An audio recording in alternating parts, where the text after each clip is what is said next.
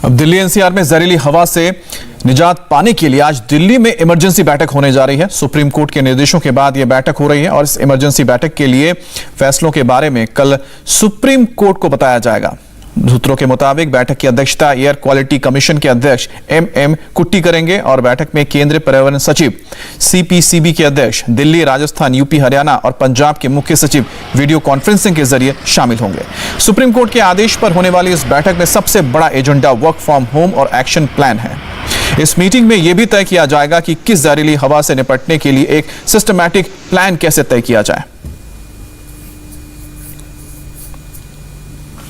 दिल्ली की हवा लगातार खराब बनी हुई है। आज सुबह से दिल्ली एनसीआर पर धुंध की चादर है। हवा की क्वालिटी लगातार खराब कैटेगरी में बनी हुई है। आज सुबह दिल्ली का एयर क्वालिटी इंडेक्स 331 दर्ज हुआ है। लोगों का दिल्ली की दम घोटू हवा में सांस लेना मुश्किल हो रहा है। भविष्यवाणी की गई है कि अगले 3 दिनों तक दिल्ली में एयर क्वालिटी में कोई सुधार नहीं होगा। हवा की सुस्त पड़ती रफ्तार के साथ कोहरा प्रदूषण की मुसीबत और बढ़ने वाली है। इस दौरान हवा गंभीर या बेहद गंभीर श्रेणी तक पहुंचने वाला है। दिल्ली के लोग इस समय स्टैंडर्ड से 4 गुना ज्यादा प्रदूषित हवा में सांस लेने को मजबूर हैं। दिवाली के बाद से एक भी दिन ऐसा नहीं रहा जब वायु की क्वालिटी का स्तर सांस लेने के लायक हो।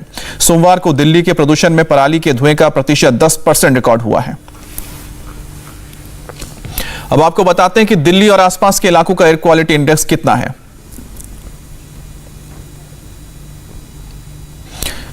तो दिल्ली में आप देखिए 331 Pusa road, 319 Lodhi road, 319 DU, 356 Mathura road, 349 Aya Nagar, 310 Noida, 362 Gurugram, 322।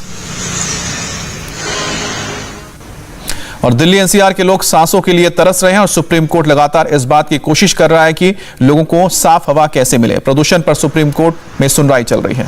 Court ने केंद्र के साथ साथ दिल्ली सरकार से कहा है कि वो जल्द से जल्द प्रदूषण को रोकने के लिए सख्त कदम उठाए। कोर्ट ने केंद्र सरकार से कहा है कि वो एक इमरजेंसी बैठक बुलाए और दिल्ली, पंजाब, हरियाणा सरकारों के साथ बैठकर प्रदूषण की समस्या को हल करने के लिए कोई रास्ता निकाले। सुप्रीम कोर्ट ने केंद्र और राज्य सरकार को आज शाम तक इसके बारे में जवाब देने के लिए भी कहा है कि किन उद्योगों को रोका जा सकता है, किन गाड़ियों को चलाने से रोका जा सकता है और किन पावर प्रोजेक्ट को रोका जा सकता है।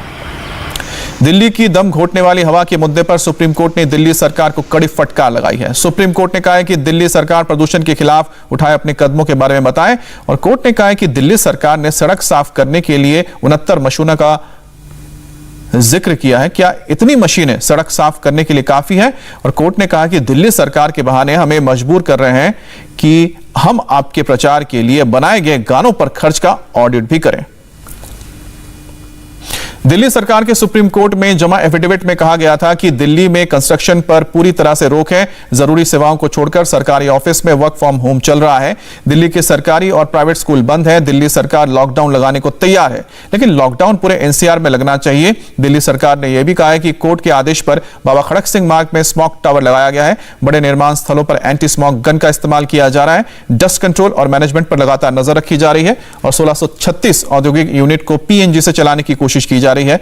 15 और 10 साल पुरानी पेट्रोल डीजल की गाड़ियों को सख्त चेकिंग के दौरान देखा जा रहा है और पराली जलाने से रोकने की कोशिश की जा रही है और पराली जलाई जा रही है। दिल्ली के पर्यावरण मंत्री गोपाल राय ने कहा है कि उनकी सरकार तो प्रदूषण रोकने के लिए पूरी तरह से कोशिश कर रही है, लेकिन यह समस्या इतनी बड़ी है कि इस पर कंट्रोल करना किसी एक सरकार की बस की बात नहीं है।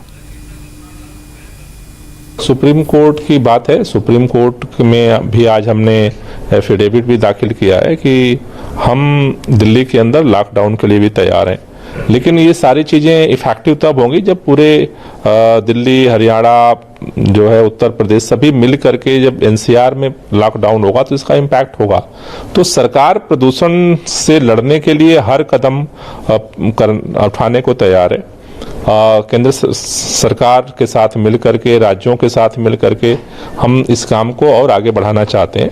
सुप्रीम कोर्ट जो भी डायरेक्शन देगा उसको भी आगे हम फॉलो करेंगे। इंडिया टीवी हर वक्त हर जगह डाउनलोड करने के लिए सर्च करें India TV news Google play store या ऐप स्टोर पर।